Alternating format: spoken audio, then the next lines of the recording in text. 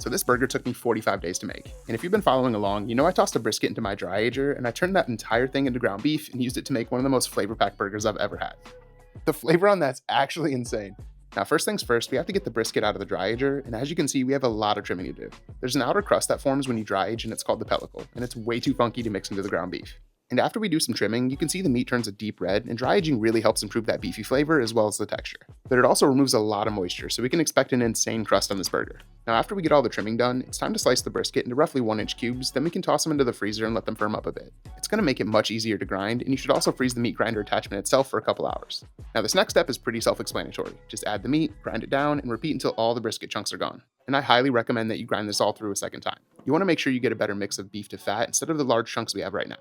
And after we get that all done, we're going to preheat the griddle to high, then we can form the beef into 3 to 4 ounce balls so we can head outside and get these cooking. And to say I'm excited to try this is a complete understatement. And for the first burger using this beef, I decided I should keep it simple, so we're just going to use some classic toppings. I want to really let that dry aged beef flavor shine. And after we get these seasoned up and let them cook for about 90 seconds, it's time to flip them over, and no surprise, we got an absolutely insane crust on these patties. And now all that's left to do is melt some American cheese over the top before we stack these up and head inside to put this all together.